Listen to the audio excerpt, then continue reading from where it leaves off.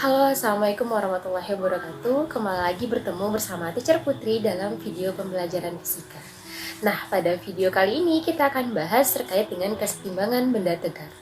Nah, yang sekarang kita masuk pada subbab terakhir untuk bab dinamika rotasi dan kesetimbangan benda tegar. Yang hari ini kita bahas itu adalah tentang kesetimbangan benda tegar. Oke, kita bahas di sini ya. Nah, katanya di sini suatu partikel dikatakan dalam keadaan setimbang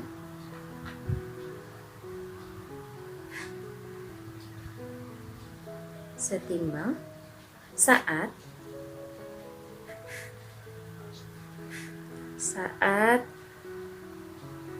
percepatan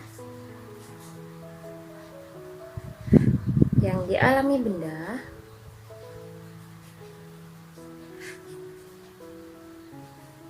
sama dengan 0. Nah, oke, itu dia.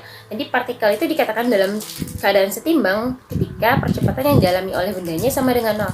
Nah, itu artinya apa? Sudah kebayang nggak dengan pelajaran pada kelas 10-nya?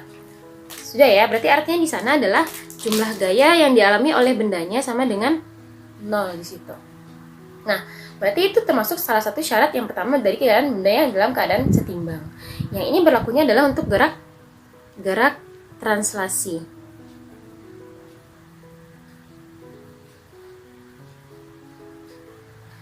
Oke, berarti nanti kalau dia bergeraknya dalam arah dua dimensi dalam keadaan X dan Y, maka nanti bisa dibagi, yaitu adalah resultan gaya sepanjang sumbu X-nya sama dengan 0 dan resultan gaya sepanjang sumbu Y-nya juga sama dengan 0.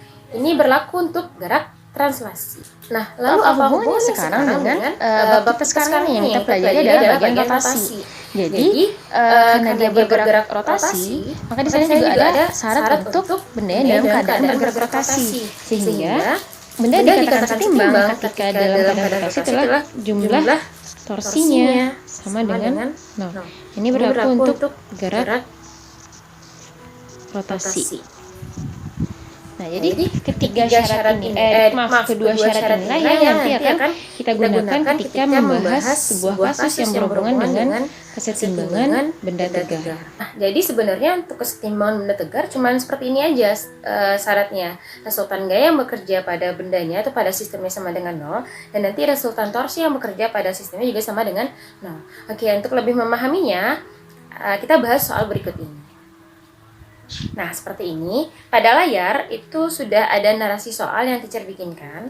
Katanya adalah sebuah papan sepanjang 2 meter diberi penopang di tiap ujungnya, seperti terlihat pada gambar. Berarti ini papannya, panjangnya adalah 2 meter, lalu di bagian A dan B diberi sebuah penopang masing-masingnya. Nah, lalu katanya pada jarak 50 cm dari B, berarti di sini, diletakkan sebuah balok yang bermasa adalah 4 kg. Nah, jika massa papannya 10 kg, artinya di sini papan dari A ke B itu tidak diabaikan ya masanya, maka tentukanlah gaya normal yang bekerja pada titik A. Nah, itu pertanyaannya. Kira-kira sudah tergambar ya apa yang akan kita kerjakan? Oke. Nah, untuk menyelesaikan soalnya, berarti kita harus memetakan gaya-gaya apa saja yang bekerja pada sistem ini. Oke, pada layar teacher sudah bikinkan, di titik A-nya itu terdapat gaya normal. Di titik B-nya juga ada gaya normal, berarti ada normal di A dan normal di B. Nah, lalu katanya papannya punya massa ya. Jadi papannya punya massa, maka papannya kan memiliki gaya berat. Nah, gaya berat itu berarti berada di diagonalnya atau di pusat massa dari papan ini. Berarti di tengah-tengah dari jarak A ke B. Itu adalah gaya berat dari papannya. Oke, tadi berarti massa papannya adalah 10 kg. Nah, kita ambil konstanta gravitasinya 10 meter per sekon kuadrat saja untuk memudahkan matematis. Maka gaya berat di papannya itu adalah 100 Newton. Lalu katanya ada balok yang letaknya 50 cm dari B, seperti ini kira-kira ya. Berarti juga baloknya juga mengalami gaya berat di situ. Maka tadi massa dari baloknya adalah 4 kg. Sehingga gaya berat dari baloknya tentu adalah 40 Newton. Oke, sampai di situ sudah ya. Nah, maka di sini sebenarnya bisa menggunakan dua syarat yang tadi, yaitu sigma gaya di sigma gaya pada sistemnya sama dengan 0 dan sigma torsi pada sistemnya juga sama dengan 0. Cuman teacher menggunakan syarat yang torsinya saja karena nanti hasilnya juga akan sama jika memadukan dua buah syarat tadi. Oke, berarti yang kita jadikan, karena kita mau mencari nilai berapa gaya berat di A, ini kita tanyakan di tadi itu adalah ini, berapa nilai gaya berat di A, gaya normal di A, maka yang kita jadikan poros adalah titik B, jadi B sebagai porosnya. Oke, sudah paham ya? Nah, baru kita menggunakan syarat yang tadi, yang bagian torsinya saja. Maka sigma torsi pada titik B yang di poros sama dengan 0. Oke, berarti ada sebenarnya ada 4 gaya yang menghasilkan torsi. Cuman ada satu gaya yang nilai torsinya adalah sama dengan 0, yaitu torsi yang disebabkan oleh gaya normal di B. Ada yang masih ingat nggak kenapa torsi yang oleh gaya normal di B-nya itu sama dengan 0? Karena berada pada poros, sehingga tidak ada jarak dari gaya ke poros putarnya di situ. Oke, berarti di sana ada torsi oleh gaya normal di A, berarti ini arah torsinya. Arah torsinya adalah berlawanan putaran jarum jam, berarti positif kita ambilnya. Lalu ada torsi oleh, maaf ini searah ya. Boleh ambil searah itu yang positif, terserah saja. Yang berlawanan arahnya yang negatif di situ. Berarti di sana saya ambilnya yang searahnya ini negatif aja ya, negatif. Lalu oleh yang WP, berarti lihat yang paling dekat putarannya adalah berlawanan dengan putaran jarum jam. Berarti ini arahnya, ini positif, yang ini juga positif. Nah, baru kita masukkan atau substitusikan ke persamaan ini. Oke, berarti di sana torsi oleh gaya normal di A-nya negatif. Maka teacher bikinkan dulu di sini ada 3 torsi. Torsi oleh normal di A ini negatif ya, ditambah torsi oleh gaya berat papannya, ditambah torsi oleh gaya berat dari baloknya sama dengan 0. Jadi kita pindah ruaskan, berarti jadinya torsi oleh gaya berat papan ditambah torsi oleh gaya berat balok sama dengan torsi yang dihasilkan oleh gaya normal di A.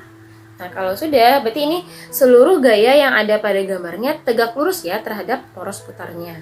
Berarti di sana ada penyebab torsi di WP-nya adalah gaya berat oleh papannya. Lalu kita cari jarak dari papan ke titik B. Ditambah gaya berat oleh balok dan dikalikan dengan jarak dari balok ke titik B. Ini sama dengan penyebab torsi di A itu adalah gaya normal di A dikalikan dengan jarak dari titik A ke titik B. Nah, sudah ya. Berarti tinggal substitusikan persamaannya. Oke. Nah, sekarang yang menjadi jarak. Berarti jarak dari papan ke titik B itu adalah sama dengan 1 meter atau 100 cm. Kenapa? Karena tadi jarak dari A sampai B itu adalah 2 meter. Berarti dia di tengah-tengah. Atau pusat massa dari papannya adalah persis di tengah-tengah dari papannya, seperti itu.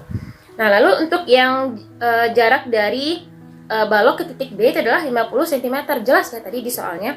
Pada jarak 50 cm dari titik B, sebuah balok bermassa sekian diletakkan. Nanti yang 50 ini adalah jarak balok ke titik B.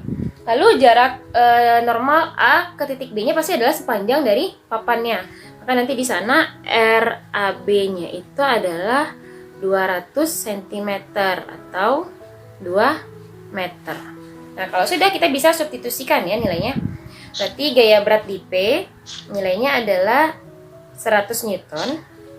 Berarti 100 Newton dikali 1 meter ditambah, nah gaya berat di B itu adalah 40 Newton, R-nya adalah 50 cm. 50 cm berarti setengah meter ya. Berarti jadinya ditambah 40 Newton dikali setengah meter sama dengan gaya normal di A dikali jaraknya adalah 2 meter. Oke, ini tinggal matematis sederhana aja nih. Berarti satuan meternya akan habis ya. Kan nanti dapat gaya normal A-nya dalam bentuk meter satuannya. Ini bisa kita sederhanakan jadi 20. Nah, tinggal selesaikan aja. Berarti 100 Newton ditambah 20 Newton sama dengan 2 NA.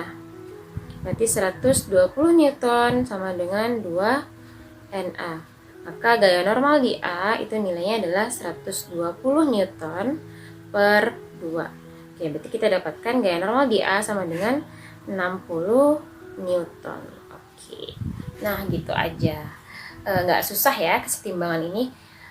Oke, berarti sebenarnya untuk kesetimbangan ini syaratnya cuma tadi aja, sigma gaya pada sistemnya itu sama dengan 0 dan resultan torsi pada sistemnya juga sama dengan 0. Nah, variasi soalnya lah yang akan banyak di sini.